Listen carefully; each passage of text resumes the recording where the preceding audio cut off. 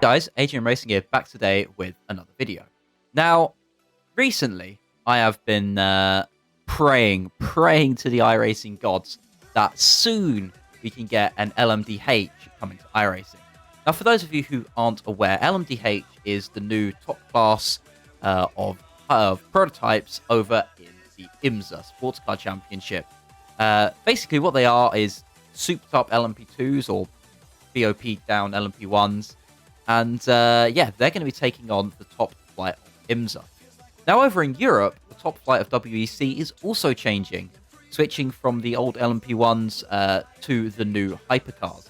Now, Hypercars came into play, I think, last year, in fact, the first year with the new Hypercars. And to be fair, only so far there is the Toyota, which is pretty damn fast, and the Alpines and the Glickenhauses.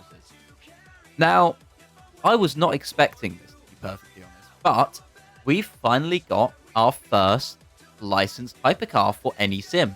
And from all places, it's a mod for Assetto Corsa.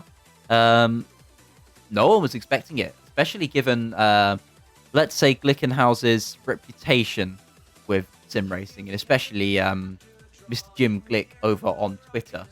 So the, in fact, the car that we have actually got is the Scuderia Glickenhaus 007 LMH Le Mans Hypercar, non-hybrid, so it's a bit cheaper to run than the Toyotas. And this actually competed at Le Mans last year, and despite having their best bowling impression into T1 in the wet, they both managed to finish the race, which is not bad for a team that has never competed in the 24 Hours of Le Mans before. So some facts and figures about the car. 690 brake horsepower, or whatever the ACO decides to BOP it to, race by race.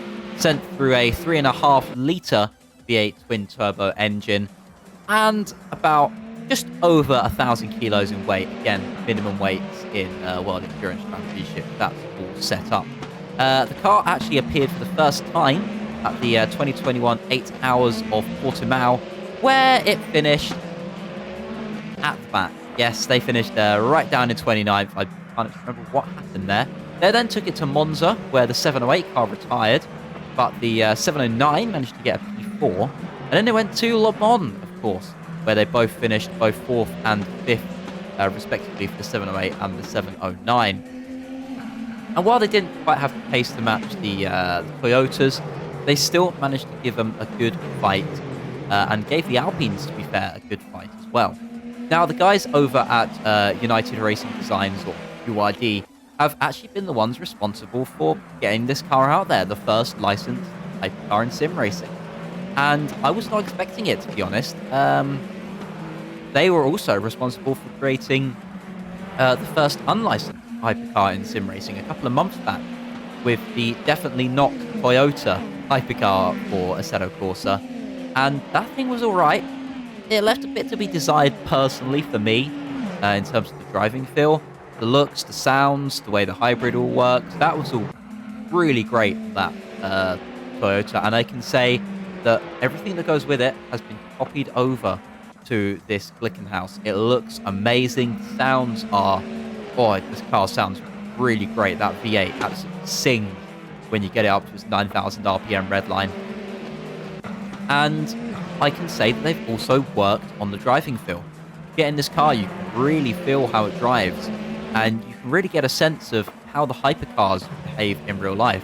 Of course, I'm not fortunate enough to actually be able to drive either an LMP1 or a hypercar in real life, but having driven a lot of LMP2s and LMP1s in sims, whether that's Assetto Corsa, whether that's iRacing, I can really get a really nice feel of how the car drives.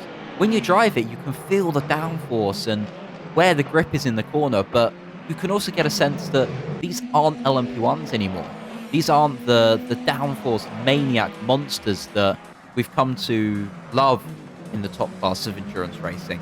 These are hypercars. These are race-built, road-based prototypes. Like, we haven't seen something like this since PT1 days, and you get a kind of a sense of that. Like, you just get to a corner and you go, I haven't quite got enough downforce to take this flat. Like, the corners are a small lift when you get to them. And that's what it feels like. It feels like an LMP1 with some of the downforce taken away.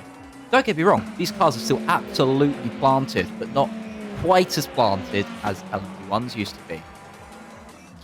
So the best way, really, for me to show this car off to you is to take it on track, and I've done a bit of testing across a variety of tracks here that we have available for Assetto Corsa, but the one that I've been having the most fun driving with is a track that is famous both for the right and the wrong reasons. Of course, hosts F1, has hosted World Endurance Championship in the past. So yeah, we're going to head over to Imola, a few laps in this Glickenhaus. Now this is something that URD have got right that I sort of glossed over in the intro. The new Hypercar regulations basically state that you can only change one aerodynamic piece throughout the season. So your front splitter angle, your canards, your side pods, all of that has to be standard throughout the whole season.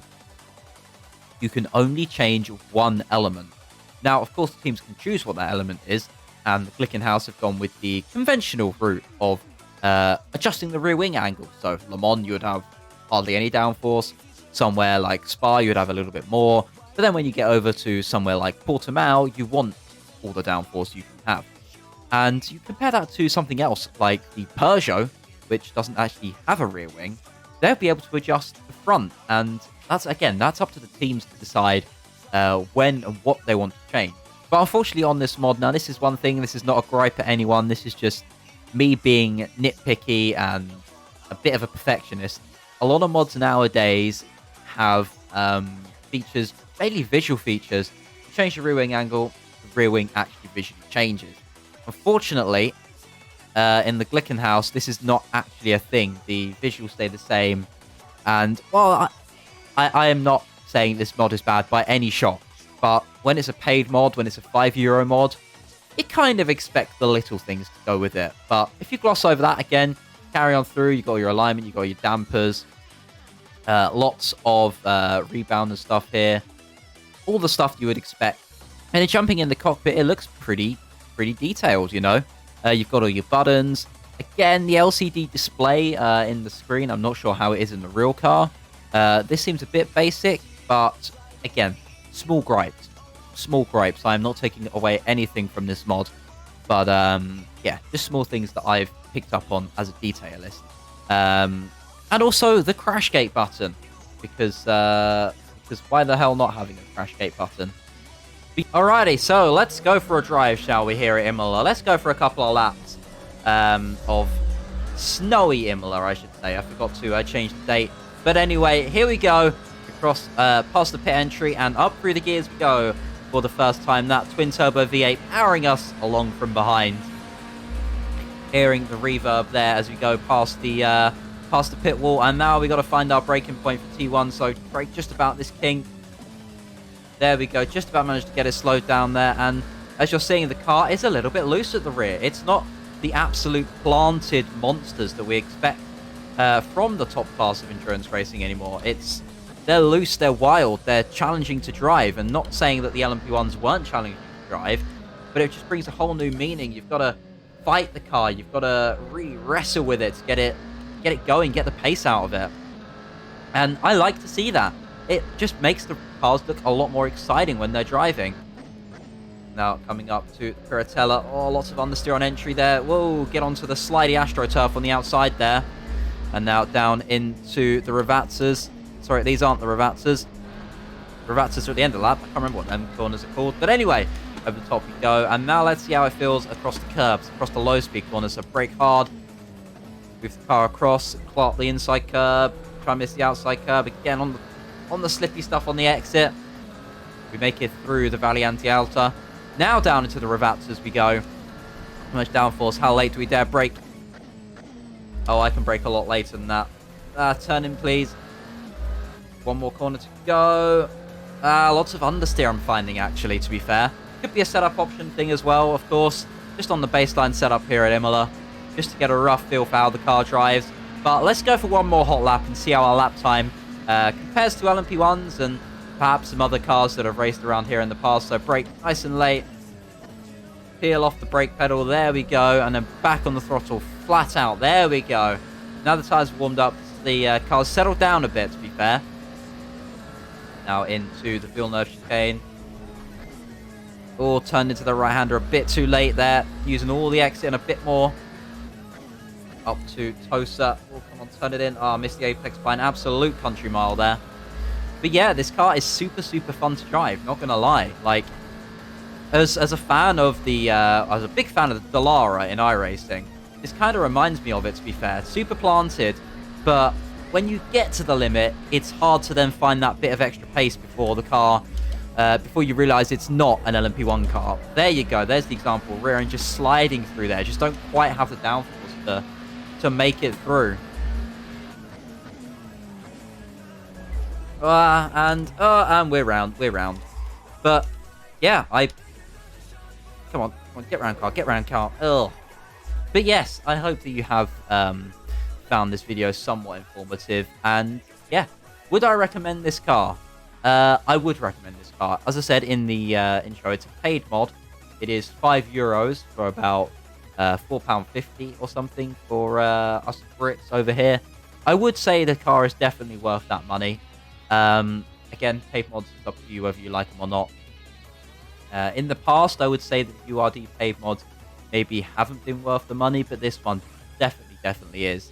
And I am super excited if a URD, if a mod-making company can get a license for a hypercar, then it certainly opens up more possibilities and visions in the future for more cars and more hypercars to be added to sim racing.